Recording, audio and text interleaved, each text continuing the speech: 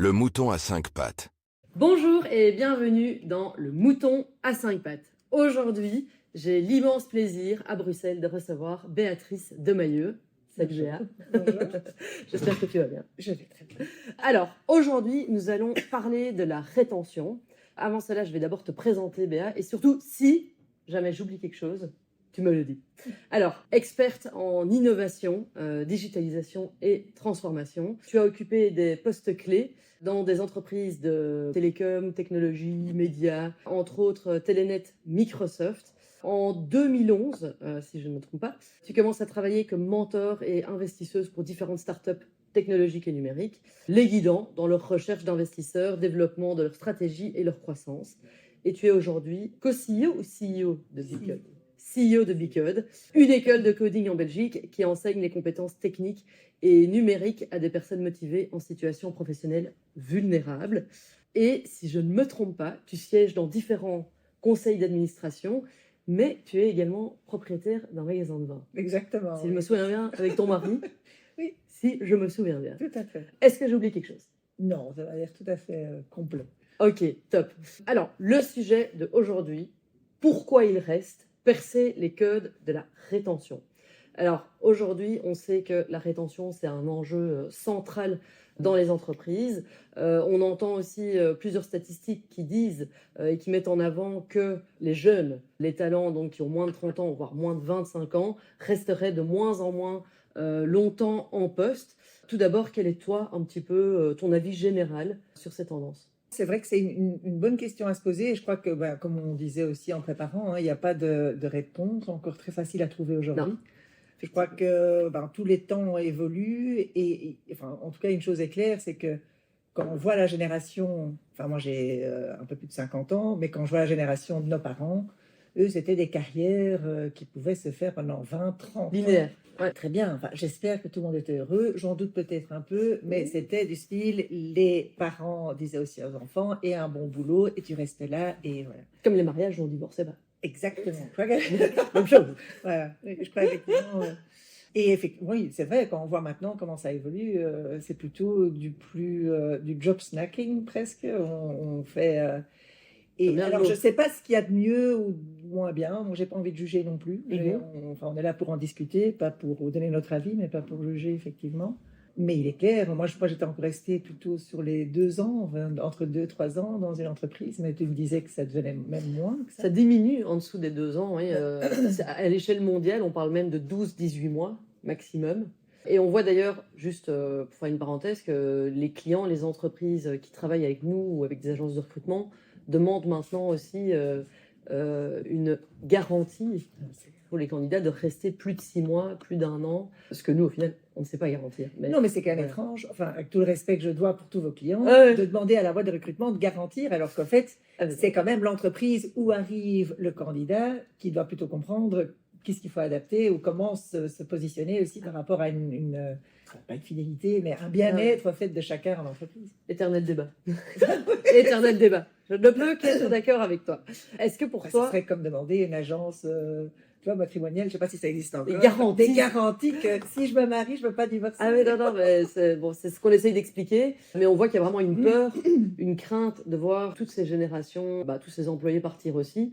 On sait aujourd'hui que c'est très dur déjà de recruter les bonnes personnes. Mais alors ensuite, les retenir, ça c'est encore un autre challenge, c'est un autre enjeu. Est-ce que pour toi, tu vois, et même peut-être au sein de Bcode, Oui, dans les discussions que vous avez, est-ce qu'il y a, selon toi, des critères de rétention, comme le salaire, par exemple, qui jouent un rôle prépondérant dans ce job snacking de OK, si je gagne 50 € en plus en face, je vais y aller, ou alors pas du tout, plutôt le sens au travail. Qu'est-ce que tu remarques? Moi, je remarque, donc, par rapport à Bicode, donc nous, on forme plutôt dans tous les métiers de la tech des personnes qui sont donc plus vulnérables sur le marché de l'emploi. Ça peut être des jeunes, ça peut être des moins jeunes, ça peut être des personnes qui sont en état, par exemple, de réfugiés ici aussi en Belgique, avec des très beaux diplômes aussi dans leur pays. Donc, on a vraiment une population très diverse qu'on forme tant sur nos 4 campus, Bruxelles, Gand, Liège, Charleroi. Ce que nous, et alors, donc on forme, mais aussi on les accompagne dans un poste, donc vraiment dans trouver un rôle dans une de nos entreprises partenaires. Donc du côté des entreprises, ce qu'on compte, c'est qu'ils veulent ouvrir leurs critères de recrutement à un spectre de personnes voilà, beaucoup plus large. De dire, voilà, nous, on est là pour recruter, on a besoin de talent et on est vraiment beaucoup plus ouvert sur les critères diplôme, sur études, etc. Mais par contre, il y a un critère que les entreprises aiment beaucoup, et c'est un peu en lien avec le thème aujourd'hui, c'est le critère motivation. C'est le critère résilience. Ouais. Quelles sont les difficultés que la personne a eues aussi dans sa vie avant et comment est-ce que, enfin, on va dire, obstacle, hein, donc, Tomber, se relever. tomber et se relever, exactement. Et donc, tous ces critères de résilience qui sont aussi de plus en plus importants. Les critères d'adaptabilité, ça se dit, oui. Aussi par rapport à plein de situations de changement. Je crois qu'aujourd'hui, ceux qui ont peur du changement, eh bien, ils ont peur de se lever tous les jours parce que tous les jours, il y a bien quelque chose d'incertain. Il faut être agile. Exactement. Et donc, je crois que c'est tous ces critères-là, en tout cas chez nous, chez Bicode, qu'on retrouve très très fort dans nos candidats, qu'on forme et qu'on accompagne vers un job, parce que ça a été leur vie de tous les jours aussi. Donc, devoir s'adapter, devoir être résilient, devoir se remettre en question, devoir se battre pour quelque chose. Et en fait, tout ça amène aussi chez nous à un retour qu'on entend de nos entreprises qui disent, eh bien, il y a une espèce de... Alors, fidélité, c'est un grand mot, mais déjà une grande reconnaissance aussi de nos candidats, de se dire, mais c'est très reconnaissant aussi aux entreprises de dire, ah ben, merci de m'avoir donné une chance et je vais pas la bousiller, enfin, façon de parler. Et donc, on a vraiment une entente, il y a une espèce de matchmaking made in heaven, entre guillemets, entre justement l'entreprise qui se dit, mais moi, je ne sais plus que me baser sur ces critères de diplôme, parce qu'en fait, ça ne marche pas, ça ne peut pas être que ça. Et le candidat qui dit, ben moi j'ai décidé avec une haute motivation de changer mon demain. Ce qui s'est passé hier, je sais rien, je sais plus rien y faire, mais demain, je l'ai en main et je vais le changer. Et donc en fait, ça arrive à avoir des recrutements qui sont hautement motivés, qui sont assez fidèles aussi. Et on m'a déjà dit aussi des clients à nous qui nous ont dit que la moyenne dans la durée d'un bicodien dans une entreprise est plus longue qu'un autre jeune. Ah, marrant ça. Ah ouais. Et donc, ce serait selon toi, grâce à tout le travail qui a été fait en amont? Oui, et aussi une reconnaissance et enfin oui, des candidats, il y a des apprenants qui m'ont dit, ben, je n'y croyais pas, et puis ça s'est passé, ben, merci à la chance que j'ai eue, merci à l'entreprise, et donc il y a une espèce de, oui, enfin, dankbaarheid. Oui, de reconnaissance. Si je comprends ce que tu dis, une des clés peut-être de la rétention, c'est aussi d'engager des personnes qui sont un petit peu hors normes ou qui ne correspondent pas à 100% à la job desk, mais qui de l'autre côté vont s'attacher, vont être beaucoup plus loyaux. En tout cas, c'est ce que nous on voit, une espèce de... Enfin, tu as des enfants, j'ai des enfants, moi j'essaye aussi de voir avec mes propres enfants, si on met toujours tout sur un plateau d'argent et que tout a toujours été facile, ben, à un moment donné, tu n'es quand même pas toujours... où est la reconnaissance que tu as tous les jours en te levant et te disant, mais quelle est la chance que j'ai eue, quoi. Enfin, en tout cas, moi je ne l'ai pas, la reconnaissance de mes enfants, c'est sûr. Plus ils grandissent, plus ça arrive, je trouve. Mais... Oh mon Dieu. Donc voilà, et je crois que ça, c'est ça aussi un petit peu. Je crois que c'est ce qu'on dit aussi pour des entrepreneurs, hein, quand tu as eu des phases difficiles dans ta boîte, tu sais ce que c'est, hein, comme on dit, un entrepreneur a dû avoir faim pour savoir rebondir. Je crois qu'aussi, parfois, chez des jeunes ou chez des personnes, c'est de dire, quand tu as eu vraiment difficile à avoir quelque chose, parfois, à un moment donné, tu te rends compte aussi que... Tu le savoures plus aussi. Tu le savoures plus. Ça c'est... Même peut-être dans une perspective sûr. Un peu plus on peut être content d'avoir un job, d'avoir un toit. Enfin, Exactement. Pour revenir un petit peu sur ce sujet de rétention, et c'est intéressant aussi de voir avec les bicodiens, comme tu les appelles, est-ce que la culture d'entreprise joue aussi un rôle dans la rétention? Tu expliques aussi que les entreprises avec lesquelles tu collabores, il y a quand même déjà une certaine aussi ouverture d'esprit de vouloir changer un petit peu les codes. Oui, non, tout à fait. Et ça, on voit, je crois qu'aujourd'hui, il y a des entreprises qui sont déjà partenaires de Bicode depuis longtemps. Par exemple, Accenture, ça fait 5 ans qu'ils travaillent avec Bicode, donc c'est vraiment... donc c'est super. Et là, évidemment, la culture a évolué parce que il y a une différence entre accueillir le tout premier bicodien ou ceux qui en ont déjà recruté. Enfin, je crois qu'Accenture, ils sont à 40. Donc, c'est déjà... Donc, sur les années, donc effectivement, on a des alumni qui sont là aussi pour accueillir les nouveaux qui arrivent. Donc, ça, c'est autre chose. Mais je crois, oui, qu'il y a des entreprises qui sont prêtes et d'autres qui le sont moins. Maintenant, une culture d'entreprise peut aussi évoluer. Et je crois qu'une culture, peut-être d'une toute petite start-up qui vient de commencer, ne sera pas la même que la culture d'une grande, et pas que c'est bon ou pas bon, mais des cultures d'entreprise évoluent aussi, je crois, par rapport à la taille, par rapport... bien sûr. Mais même si une culture d'entreprise évolue, je crois qu'il y a une ADN forte dans l'entreprise qui doit être portée aussi par le management, très très très fort, vraiment dans cet ADN, au fait de quelles sont les valeurs. Parce que je crois qu'entre valeurs et culture, enfin, la culture va se baser sur les Sur les valeurs, valeurs, justement.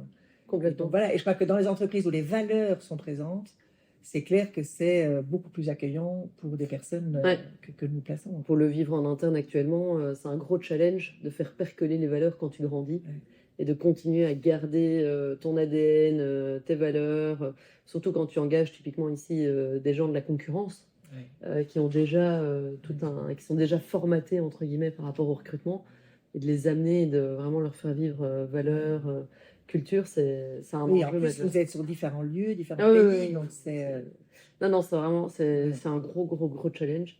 Quels sont, selon toi, un petit peu les signaux d'alerte qu'on peut détecter avant qu'un employé parte? Moi, il y a une chose où je suis très allergique et j'essaye de le détecter fort. Alors, est-ce que c'est un précurseur avant que quelqu'un parte ou pas? C'est la toxicité. Le négativisme, enfin, la négativité Ouais. ou le négativisme, je ne sais pas ce qu'on dit. Bon, le 2, je crois. Les deux. Ouais. Et la toxicité. Ça, c'est pour moi. Ouais. Et je crois enfin, je Donc, suis. un employé peut devenir toxique? Ah oui. C'est intéressant, ça. Donc, il n'est pas toxique par nature. Non. Il le devient. Oui, oui, oui. Ok. Et ce Donc, je serait trouve pas... ça intéressant Ouais. de comprendre le pourquoi. Est-ce que. Et je crois que c'est toujours important de regarder alors soi-même. Est-ce qu'on communique assez? Est-ce qu'on est assez transparent? Est-ce que parfois on est trop transparent? Est-ce qu'on n'est pas authentique? Enfin, je crois que c'est important alors de voir pourquoi cette personne est venue. Ou peut-être qu'elle l'était, mais moi je suis sûre que quelqu'un peut devenir toxique à travers des expériences. Mais donc de savoir, tiens, qu'est-ce qui s'est passé? Est-ce que... Et je dis pas que c'est un précurseur pour que quelqu'un parte, mais enfin voilà, je trouve que ça c'est quand même un signe important aussi de sentir. Et puis on parle souvent de quelqu'un va partir parce qu'il y a ce manque de sens. Ouais. Alors je crois que le sens aujourd'hui est la bon dos. On met un peu beaucoup sur le dos du sens. Qu'est-ce que le sens? Qu'est-ce que le sens? Et qu'est-ce qui fait sens? Mais je crois que le sens aussi, c'est quelque chose qu'on doit profondément trouver nous-mêmes en soi. Et aujourd'hui, je crois qu'on est quand même dans une société où pas que les individus, mais tout est un petit peu en quête de sens. Hein, enfin voilà. Et je crois que c'est une espèce de grande question où on est tous quand même aussi à se dire, bon, on est tous sur une planète, on ne sait pas très bien pourquoi. On est un petit peu en train de la foutre en l'air cette planète aussi, mais comment est-ce qu'on peut peut-être justement alors ensemble trouver de faire le mieux de ce qu'on peut et je crois que les jeunes, quand on dit oui mais les jeunes, alors moi je ne supporte pas non plus de tomber dans les vieux contre les jeunes et on dit oh, les jeunes de notre temps, c'était pas nous quand on était jeunes, enfin moi quand j'étais jeune j'étais aussi complètement et enfin on utilisait des autres mots maintenant, c'est quoi, c'est flemme, enfin je ne sais plus d'où on l'utilise, La flemme. mais oui, mais nous, enfin moi je me souviens, nous, enfin moi c'était dans les années 80, bah, c'était aussi où je me souviens que mes parents disaient oh là là c'est jeune, vraiment qu'est-ce qu'on va faire avec eux quoi. Donc je crois que voilà, on oublie que nous-mêmes aussi on a été jeunes et c'est ça que moi je veux surtout pas arriver, c'est d'arriver à faire ces espèces de clivages, de dire oh les jeunes ils sont pas loyaux, ils se donnent pas à fond, ils travaillent pas tard. Enfin, qu'est-ce qui est le mieux, travailler tard, ne pas voir tes gosses ou te dire bah moi, j'aimerais bien rentrer à 16 heures, pouvoir chercher mes enfants à l'école. Et après ça, s'il y a quelque chose, inquiétez pas, je peux me reconnecter. Mais au jour aujourd'hui, moi, je trouve qu'il n'y a pas de bonne école ou de mauvaise école. Enfin, Non, il n'y a pas. En fait, il n'y a pas du tout. Effectivement, comme tu dis, on a entendu à travers les générations, ah ouais, mais moi de mon temps, c'était pas comme ça. Ah oui. Tout Et ça a été répétitif. Enfin, donc, c'est répétitif. Et moi-même, j'ai eu un alarme bell il n'y a pas longtemps parce que j'ai commencé à, tu vois, j'ai Ouais. commencé à le penser et de me dire, Ouais. putain, mais moi avant, moi de mon temps, non, ça n'arrivait pas. Et oui, en fait, ça arrivait. C'est juste qu'il n'y a pas de souci. Moi, je vois vraiment ici, dans la population aussi de Gentis, par exemple, que il y a de tout. ouais, Et oui, tu as celui qui a la flemme, mais tu as aussi celui qui travaille dur. ouais. Et je pense qu'à travers les générations, il y a toujours eu un peu un mix de tout ça. Sauf qu'aujourd'hui, la différence, peut-être que moi je remarque, c'est que c'est plus assumé. Oui. Avant, on faisait encore un petit peu semblant de travailler. Mais encore, ouais, ça dépend vraiment aussi, pour moi, d'un pays à l'autre. Ouais. Et en plus, Parce que, culturellement, culturellement, il y a quand même des grosses différences. Et je remarque, mais vraiment, faisant une parenthèse, mais comme je te disais aussi en Inde et tout, où il y a, la religion est beaucoup plus présente, il y a moins cette question de sens. la religion Et- peut donner du sens à la vie de quelqu'un. Voilà. Est-ce que c'est bon? On va pas commencer. C'est pas le sujet, mais en tout cas, on voit qu'il y a moins ces questionnements, quoi. Quel est le rôle, parce que donc tu expliquais que très, très intéressant, car un employé peut devenir toxique au final. Quel est le rôle du manager à ce niveau-là? Qui a une équipe dans laquelle il y a cet employé qui commence au fil des semaines à être un peu une pomme pourrie dans l'équipe. Mais je crois que c'est toujours important de comprendre, d'essayer de créer la discussion. Mhm. Je crois que parfois on a peur de... Je me souviens toujours, moi, il y a une fois une coach, c'était il y a quelques années, je ne sais plus combien de temps, mais qui m'avait dit, enfin, faire passer la première vérité en premier ou essayer d'être le plus... mettre les choses sur table. Et parfois, on a peur de poser les toutes simples questions. Et je crois que la simple question fait peur parfois. Et en fait, c'est idiot parce que toutes ces idées qu'on se fait sont parfois poser tout simplement la question et d'avoir tout simplement une réponse. Ben, je crois que si on osait poser plus de questions simples, on arriverait peut-être à avoir des réponses très simples aussi qui permettraient de résoudre des problèmes. Donc je crois que c'est d'abord, enfin, c'est vraiment important d'essayer de créer justement ce dialogue et cette conversation, de savoir mais le pourquoi. Est-ce que la personne se sent mal sur son lieu de travail? Peut-être que la personne a des problèmes aussi personnels ou familiaux. Enfin, on n'est pas qu'une personne sur un lieu de travail. On est dans un entouré de plein de choses dans notre vie qui peuvent avoir un impact justement sur comment on se comporte sur le lieu de travail, qui est quand même, qu'est-ce qu'on dit, un tiers du temps ou plus. Enfin, Plus, oui, non, je crois que ce serait quand même important d'essayer de comprendre qu'est-ce qu'il y a là derrière. Maintenant, je suis aussi d'avis que on peut faire beaucoup d'efforts et essayer de beaucoup discuter et de comprendre, mais à un moment donné, tu parlais de la pomme pourrie, il faut faire attention justement de voir que ça n'empiète pas non plus sur une bonne entente et sur un se sentir bien du reste de l'équipe. Ouais. Et je crois que c'est comme dans des réunions, on a souvent tendance à se focuser sur la personne qui ne suit pas, enfin, ou qui est négative et qui dit que ça ne va pas aller. Et donc, on fait un focus là-dessus en disant, cette personne, je veux absolument la convaincre que oui, il faut suivre le reste de... Et en fait, tous les autres qui sont des ambassadeurs, qui sont des motivés, qui sont super dans le truc, on les oublie. Et en fait, je crois que c'est ça aussi, il faut faire attention. À force de parfois être très focus sur les personnes négatives, on en oublie tous les autres qui sont super positifs. Et puis, parfois, il y en a un qui était super positif, qui part, et on l'a pas vu venir. Et là, on se dit, ah bah zut, si j'avais su... C'est exactement ça, parce que j'en parlais justement avec une entreprise où j'étais en réunion hier, des sites comme Glassdoor, où tu ne vois que les revues, façon de parler, négatives dans la boîte, parce qu'en général, une personne lambda, quand elle est contente, elle va pas l'écrire en fait. Ouais. Moi, quand je vais au resto, Ouais. à moins que tu me dises vraiment écris ta review, mais je vais jamais écrire une review, même si j'ai été super contente. Ouais. Par contre, si j'ai mal mangé, Ouais, si ça s'est mal passé, alors là, c'est bon, je mets ma revue. Ouais. Quoi. Je crois que c'est important, c'est de prendre ces moments, de pouvoir être positif et de pouvoir dire des merci, des bravos, je t'aime bien pour ça. Exact. T'es différente de moi, mais ça c'est super ce que tu fais, et moi j'apprends de ça. Et donc, il existe aussi dans toutes les plateformes HR où tu peux faire les kudos, enfin, Voilà, tu vois, tous exactement. les trucs, je t'aime bien pour ça, tu fais bien ça. Je crois qu'on se fait pas assez de compliments à soi-même déjà, Ah, j'en suis et en convaincue. plus pas aux autres. Et donc, si on pouvait plus stimuler ça que de chaque fois dire, est-ce que tu as fait un feedback constructif sur ce qui doit être amélioré? Mais est-ce qu'on peut, s'il vous plaît, aussi se faire des feedbacks Non, mais sur ce qui ne doit pas être amélioré, qui est juste super, quoi. je pense que là, tu touches vraiment à un point sensible, c'est rentrer dans la culture du feedback. De vraiment, mais c'est tout un apprentissage de recevoir un feedback et de le donner. Ouais. Parce que pour beaucoup de personnes, bien faire son travail, c'est normal. Ouais. Et donc, du coup, Ouais, on et ça, ne en fait. complimente pas. En fait, tu fais ton travail. Donc Ouais. tu es payé pour ça. Donc, pourquoi est-ce que je te complimenterais? Et moi, je suis tout à fait d'accord que la culture du compliment, c'est... Ouais. Et je suis la première vraiment à tous les jours me dire, Béatrice, est-ce que tu es sûre que tu as complimenté? Et il y a des jours où je me dis, mais enfin, c'est pas possible. J'ai toujours regardé vers l'avant, tu vois. Les gars, n'oubliez pas, parce que demain, il y a ça, et dans 6 mois, il y a ça. Et parfois, on dit, Béatrice, attends, stop, 2 secondes, regarde un peu ce qu'on a fait déjà. Et je me dis, ouais, c'est vrai, tout ce qu'on a quand même déjà accompli. Et donc, je sais moi-même que tous les jours, je vais encore me dire, fais gaffe, ne regarde pas qu'après, mais regarde aussi ce qui s'est passé. N'oublie pas de dire merci. Ah non, non, mais c'est un travail... C'est un travail quotidien. c'est un Donc, travail oui, quotidien. le manager, je crois qu'il doit lui-même aussi avoir comment on dit ça, le humbleness, Oui, l'humilité. l'humilité, de pouvoir aussi parfois dire, ah ben désolé, là j'ai un peu foiré sur dire merci, sur dire bravo, sur dire je ne sais pas, sur dire tu fais quelque chose mieux que moi. Bah, oui, et je pense que déjà aussi s'excuser, Ouais. c'est quelque chose aussi qui... On voit que ça touche souvent les gens quand... enfin, moi, par exemple, je fais une erreur, comme tout le monde, hop, je vais m'excuser, et parfois, mes équipes sont surprises.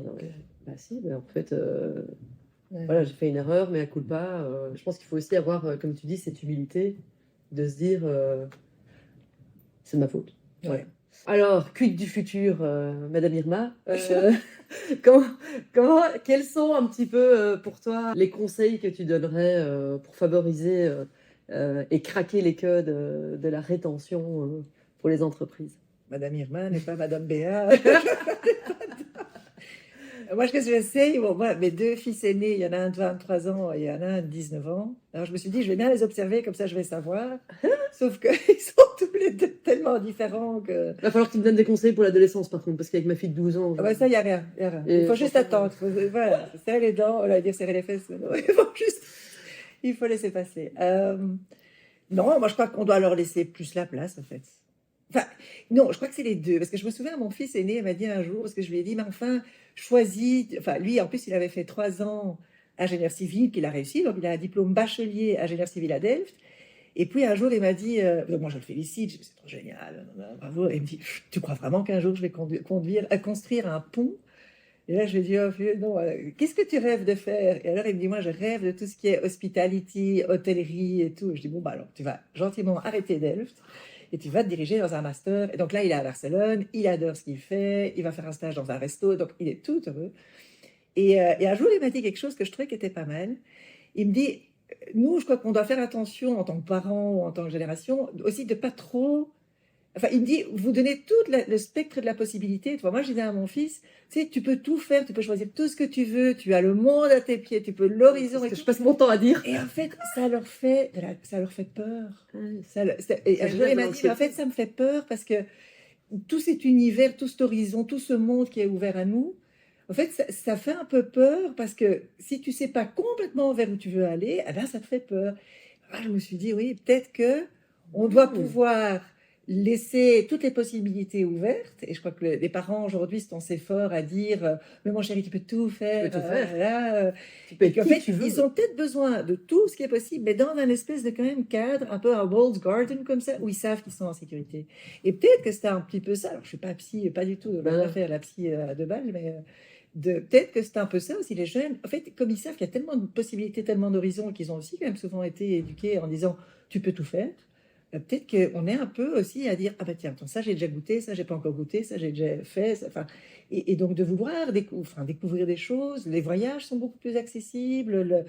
Enfin moi, quand j'ai fait mes études, il y avait 2-3 Erasmus. Maintenant, tout prépose aussi des possibilités d'étudier à l'étranger. Je crois qu'il y a une espèce de fin des découvertes, fin F-A-I-M. Donc pas F-I-N, mais je crois qu'ils ont besoin aussi que nous soyons dans les entreprises, la génération peut-être juste au-dessus, un peu plus à les écouter, à les guider, à dire, et surtout pas oui, mais de mon temps c'était ça. Nous aussi on a un petit peu lâché et de dire c'est pas très grave si après 2 ans ça va pas et que tu vas aller faire autre chose. Moi, je suis plutôt dans la génération 50-60 où tout le monde se dit, en fait, on doit encore travailler 10, 15, même 20 ans peut-être. Et qu'est-ce qu'on va faire, nous? Enfin, tu vois. Et donc, il y a aussi cette espèce de peur dans ces autres générations. Mais alors, disons-le, et alors parlons avec ces jeunes et de dire, tiens, moi j'ai 52 ans, qu'est-ce que tu crois que je dois faire? Enfin, voilà. Et je crois que c'est assez intéressant, plutôt ces échanges générationnels. J'adore. Bah écoute, moi en tout cas, je retiens d'éviter la toxicité, maintenir une culture du feedback. Comme tu dis, les cadrer dans la formation et le développement, mais quand même de leur donner un certain cadre pour qu'ils puissent s'épanouir et pas se sentir perdus dans cet univers de possibilités. Et puis d'échanger, les échanges intergénérationnels, je pense que c'est la clé. Souvent sous-estimé par peut-être certaines personnes. Par les deux générations, les deux côtés. Mais ô combien important.